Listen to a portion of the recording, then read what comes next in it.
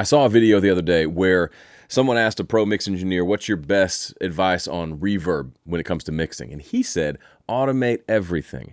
And I thought, first of all, I don't automate enough. I tend to, if I can get it to work with just faders and plugins and it feels great to me, I'm good. But there are situations where automation can be like the secret weapon to taking a song from like, this is pretty good, to holy shnikes, this is amazing. And I want to explore that in the context of the StudioVerb plugin in Studio Pro. So let's jump in and take a look. So this is a song I produced where it's got this epic bridge section that ends with this big diminished chord, and it's accentuated by this stack of background vocals. And what I want to do is I want to add reverb to these vocals, but then I want to play around with automating one of the settings in StudioVerb, at least one of them, to create almost this sort of a swell riser, almost like a cymbal swell sort of a thing. If you've not messed with this, it's really cool, and it's anyway, I'll show it to you. First, let me let you listen to the vocals real quick. Oh, every time I try to break free, everyone's out to get me. Why won't they leave me alone? Oh, alone. So in the ridiculous vibrato at the end, let's open up the mixer. And I've got StudioVerb here on its own effects channel. So just so you know, the typical way to set up a reverb is to use a send, and then you send some of whatever this is. This is my whole background vocal bus. Send some of that, a copy of that over here. And this is what we've got. We've got the StudioVerb plugin. If you didn't know this existed, you need to go try it out. It is delightful. I can't remember the last time we upgraded our reverb game in Studio Pro, but this is lovely. The flat plate was my go-to inside the room reverb plugin. This is all new and super fun. So the first thing I like about this is it has its own built-in low cut. Super helpful because reverb tends to make things muddy even if you didn't want it to. So I usually set this to 200 to 400 hertz or so just to make sure there's no muddiness happening here, because that's the last thing I want. And then when it's on a send, you want to make sure this is set to 100% on the mix knob. We just want to hear reverb on this side.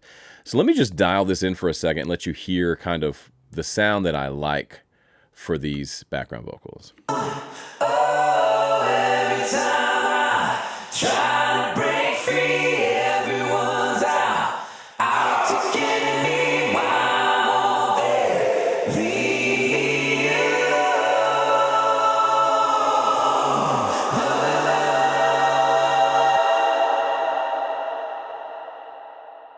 Listen to that tail. That's delightful. It's got this almost like this kind of a white noise-ish generator in the reverb that just creates this cool like whoosh sort of a sound to it. I also like, you'll notice the size is set to like 5 seconds, but then the decay is 122%. And so it tells you the total time for the total reverb time over here, which is kind of interesting. So 6 seconds is a lot. We probably could turn down how much of it we're sending to this. Oh, every time I try to break free, everyone's out to get me. Why won't they leave? Now, arguably that is too much reverb, but what's really interesting is what happens when you move the size fader here.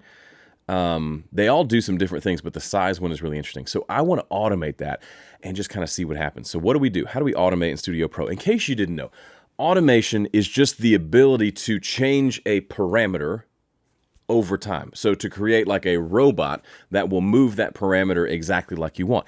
Historically, back in the old days, the only real thing you could automate was the faders on your console. There was a computer built in and the fader would move, so you could do volume automation. We can do that, of course, but now we can do that with really any plugin parameter. So you can go nuts with this. I'd caution you not to go nuts with it, but explore it. It might be a cool tool for you to use. So let's close the mixer for a second.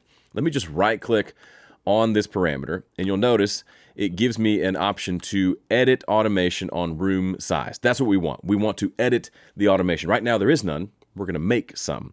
So if I click that button, what happens? You'll notice down here, we now have another sort of channel down here at the bottom for the StudioVerb. It's hidden behind my face. Let me drag it to the top so we can see it a little better. There it is. So this is the channel that we're working with. And the parameter, the horizontal line here, that is that 5-second parameter on the room size.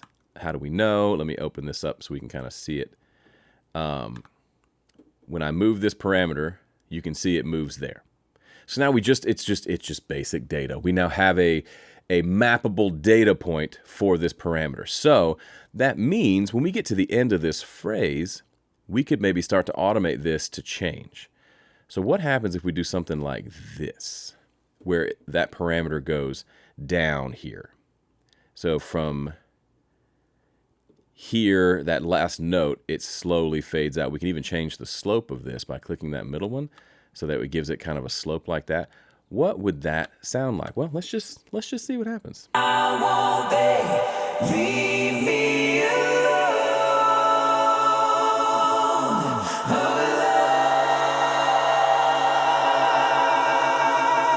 That's super interesting. Let me turn off automation for a second. So I'm going to turn automation off and just let you hear what happens when we mess with this setting for a second. I won't they leave me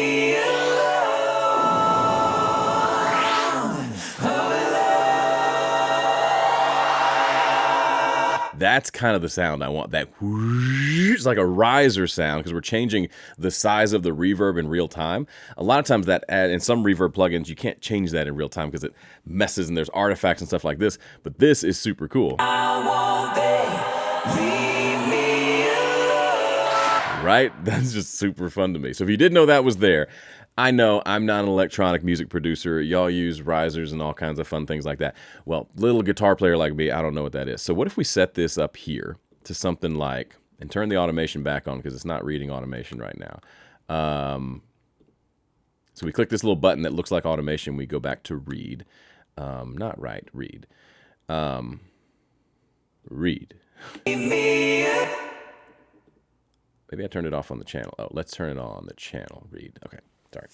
You have to do that on the actual channel itself, not on the plugin. Okay, now let's just see what happens. I won't they leave me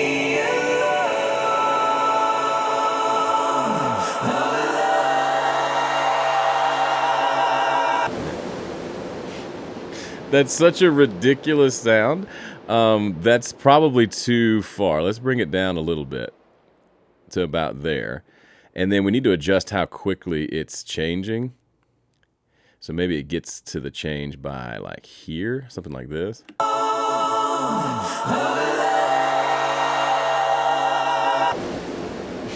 It's such a ridiculous sound. Anyway, as you can see, you can play with this a lot. Maybe have it go there faster and then slowly finish out. Let me do that. Let's see how that works. out to get me? Why won't they leave me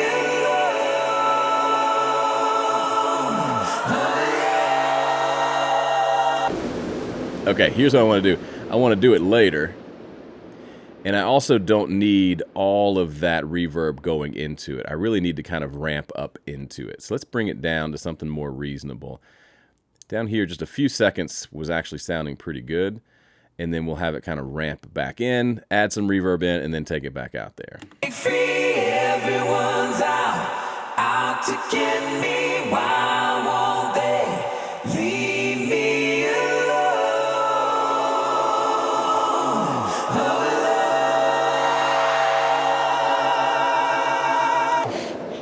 So silly. Probably needs to correspond to the end of the phrase a little bit more, like here. And probably move a little bit faster, but I'm not gonna bore you with this any longer. If you've not played around with StudioVerb, it is a delightful reverb with all kinds of sounds to it. And then mess around with mess around with automating different parameters like the size, and you may find you make a bunch of crazy sounds, but occasionally you might find something super cool.